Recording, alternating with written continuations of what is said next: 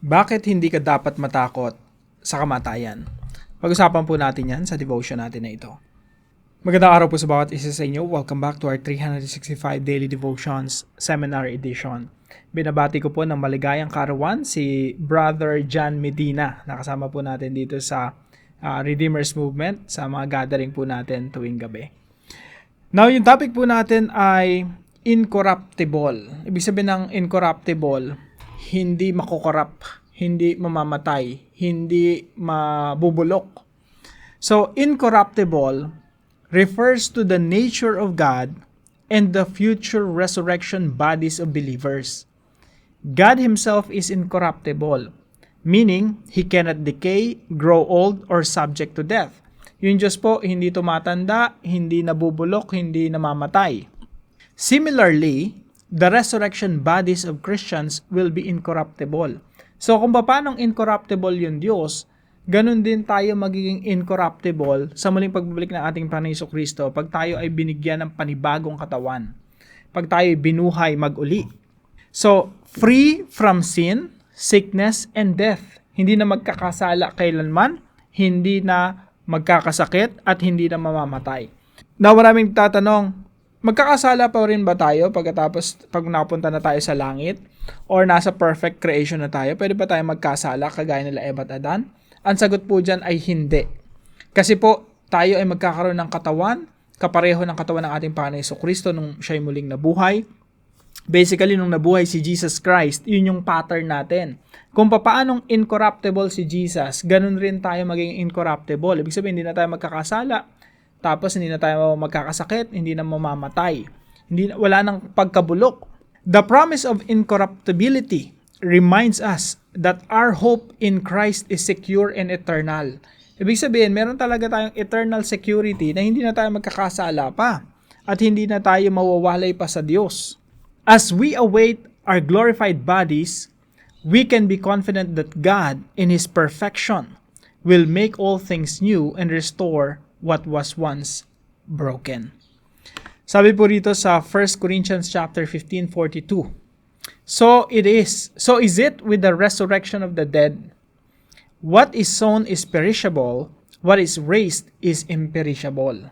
Ibig sabihin incorruptible, hindi mabubulok. Ganyan din sa muling pagkabuhay ng mga patay. Sa muling pagbabalik ng ating Panginoon Jesucristo, tayo kanyang bubuhayin. At sabi dito, ang inilibing ay mabubulok. Totoo po yan.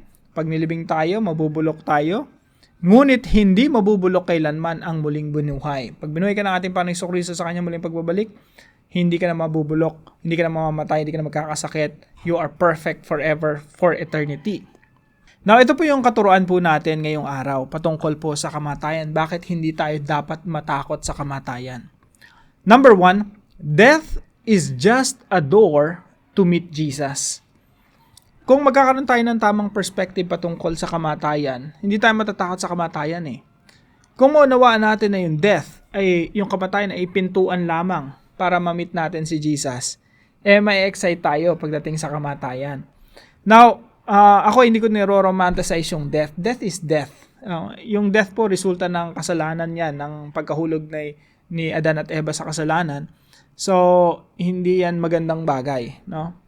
Pero, pag maunawaan natin na yung death pala ginapinan ng ating Panginoong Jesucristo at yung kamatayan ay nagsisilbing pinto na lamang para ma-meet natin si Jesus, may excite tayo.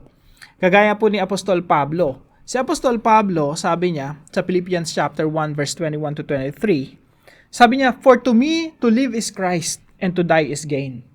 Yung pagkamatay, kapakinabangan. "If I am to go on living in the body, this will mean fruitful labor for me. Yet what shall I choose? I do not know. I am torn between the two. I desire to depart and be with Christ, which is better by far." Sa Tagalog po, sapagkat para sa akin ang buhay ay para kay Kristo at ang kamatayan ay pakinabang. Kung ako'y mananatiling buhay, ito ay kapakipakinabang sapagkat marami pa akong magagawang mabubuting bagay. So sabi niya, kung mabubuhay ako, marami pa akong ministeryo, paglilingkod na pwedeng gawin dito sa mundo. Hindi ko ngayon malaman kung alin ang pipiliin ko. Isipin niyo po yan, he was torn between the two. Gusto niyang mamatay pero gusto niya ring mabuhay para maglingkod sa Diyos at paglingkuran yung iglesia. At the same time, gusto niya nang mamatay para makita ang ating Panginoong Jesucristo. Sabi niya, may pagtatalo sa loob ko. Nais ko nang pumanaw sa mundong ito upang makapiling ni Kristo, sapagkat ito ang lalong mabuti. So, sinasabi ni Apostol Pablo, kung ako lang tatanungin, gusto ko nang pumanaw para makasama ang Panginoon. Pero alang-alang sa inyo, mas mabuting mabuhay ako para sa inyong pakinabang, para mas mapaglingkuran ko pa kayo, mga taga-Pilipos, yung church sa Philippi. Sabi po rito sa 2 Corinthians 5:8, malakas ang aming loob at mas gusto pa naming iwan ang katawang ito na aming tinatahanan ngayon upang manirahan na sa piling ng Panginoon. So pwede ka palang ma-excite, no? Pagdating sa kamatayan. Kasi yung kamatayan, para lang pintuan para ma-meet mo si Jesus. And hindi mo na kailangang antayin pa yung second coming ng Panginoong Jesucristo para ma-meet siya. Pag namatay ka, mamimit mo na si Jesus. To be absent from the body is to be present with the Lord.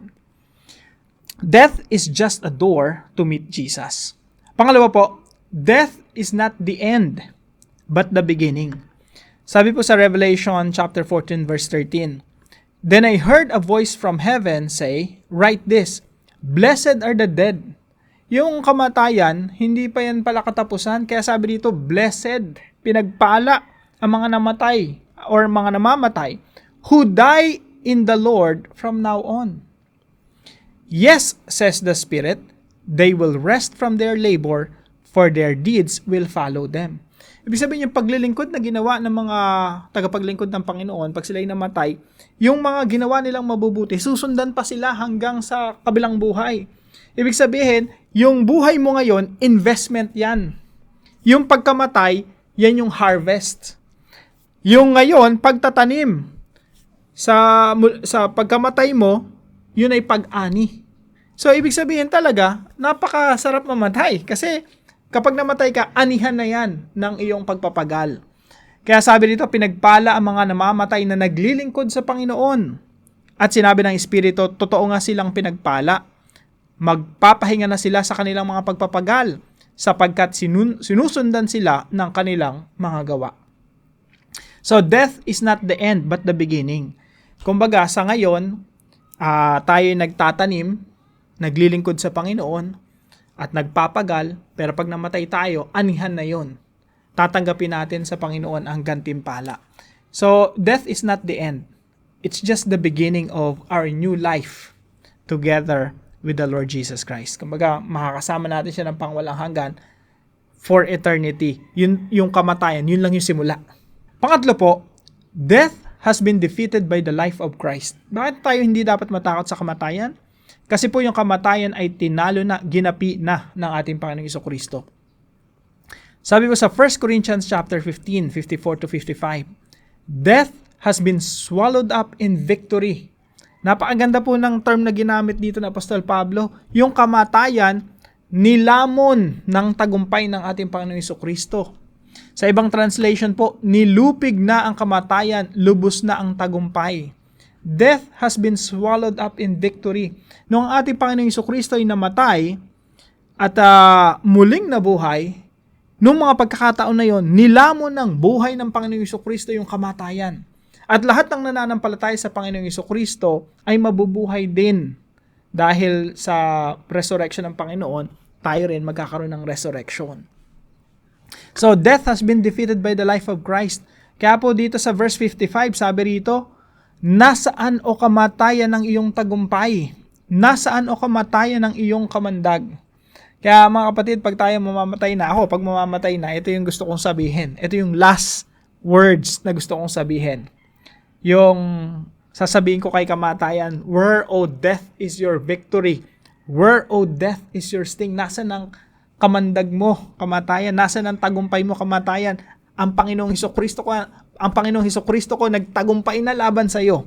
At dahil diyan mabubuhay ako maguli. So ito yung last words ko pag ako po yung mamamatay na. Sabi po rito sa 2 Timothy chapter 1 verse 10. Jesus who has destroyed death and has brought life and immortality. Winakasan niya ang kapangyarihan ng kamatayan at inihayag ang buhay na walang hanggan. Kaya po hindi na tayo dapat matakot sa kamatayan kasi winakasan niya na ang kapangyarihan ng kamatayan. Now, paano po natin ito isasabuhay mga kapatid? Number 1 po, accept death as a doorway to another life. Accept death as a doorway to another life. Tanggapin po natin ang kamatayan bilang pintuan ng panibagong buhay. Marami po sa atin mga kapatid tumatanda na. May arthritis, rheuma, ang taas na ng blood sugar, ang taas na ng LDL, mga ibang klase na yung natin, no, mga test. Puro blood test. Pag tumatanda na ako, nagsisimula na rin, no? Marami na mga nagpapatest na ako na hindi to pang bata eh. Kaya nararamdaman ko na tumatanda na ako. Na yung mga senior citizen natin, aging, parte po talaga ng buhay yan yung pagtanda. Humihina tayo, humihina ang tuhod, pumuputi ang buhok, kumukulubot ang muka. Ang kasunod po niyan, kamatayan. Ang kasunod po ng kamatayan, pagkabulok. Pero alam niyo po, wag natin katakutan ang kamatayan. Kasi ang kamatayan ay pintuan lamang patungo sa panibagong buhay. At ang maganda po nito, ito po ay pintuan sa panibagong buhay na kasama si Kristo. So accept death as a doorway to another life with the Lord Jesus Christ. Pangalawa po, be fearless from now on. Nawa mawala na tayo ng takot sa kamatayan. Kung tama ang perspective natin sa kamatayan, death is just a door to meet Jesus. Death is not the end but the beginning. Death has been defeated by the life of Christ. Wala na tayong dapat ikatakot eh. So be fearless from now on. Alam niyo po, nung nabasa ko yung Hebrews chapter 2 verse 14 to 15, na-realize ko na wala talaga dapat tayong ikatakot kasi ako may takot ako sa kamatayan eh. Pero nung nabasa ko to, nawala yung takot ko sa kamatayan eh. Talagang pinalaya ako ng Diyos sa takot sa kamatayan. Pakinggan niyo po mabuti yung sinasabi ng verse na ito. Dahil sa ang mga anak na tinutukoy niya ay tao, naging tao rin si Jesus at tulad nila'y may laman at dugo. Ginawa niya ito upang sa pamamagitan ng kanyang kamatayan ay mawasak niya ang dyablo na siyang may kapangyarihan sa kamatayan. Jesus is victorious. Mananagumpay. Pinagtagumpayan niya ang dyablo at ang kamatayan. Verse 15, sa pamamagitan din ng kanyang kamatayan ay pinalaya niya ang lahat ng tao na buong buhay nila'y inalipin ng takot sa kamatayan. Kapatid, ikaw ba ay nakalaya na sa takot sa cancer, takot sa sakit, takot sa pagtanda, takot sa kamatayan, takot na maaksidente? Kapatid, sabi rito, sa pamamagitan din ng kanyang kamatayan ay pinalaya niya ang lahat ng tao na buong buhay nila'y inalipin ng takot sa kamatayan. Kung buong buo ang pagtitiwala natin sa Panginoong Jesucristo at tama ang perspective natin patungkol sa kamatayan, tayo rin ay mapapalaya sa takot sa kamatayan. So be fearless from now on. And number 3 po, celebrate the victorious life of Christ in us. I-celebrate po natin na yung buhay ni Kristo ay nasa sa atin na. At ang buhay ni Kristo, yung eternal life na nasa sa atin ngayon, hindi kailanman kayang gapiin ng dyablo, ng kamatayan at pagkabulok. Ang buhay ni Kristo na nasa sa atin, kung papaanong nag-resurrect ang Panginoong Jesucristo mula sa mga patay, tayo rin ay muling mabubuhay dahil ang buhay ni Kristo ay nasa sa atin. Celebrate the victorious life of Christ in us. Now, para po sa ating discussion, what are the biblical reasons why you should not fear death? Ano yung mga biblical na dahilanan para hindi tayo matakot? Bakit hindi tayo dapat matakot sa kamatayan? Pag-usapan po natin ito sa ating mga discussion groups at samahan niyo po ako sa panalangin. Lord God, thank you for letting me share with the incorruptible nature of Christ. Thank you for the hope of resurrection, knowing that one day I will have a glorified, incorruptible body, free from pain, sin, and death. When life feels uncertain or filled with struggles and sickness, remind me that my hope is not in this world, but in the eternal life you offer. Help me to live each day with my eyes fixed on the incorruptible promise of my future resurrection at the return of Christ. In Jesus' name, I pray. Amen and amen.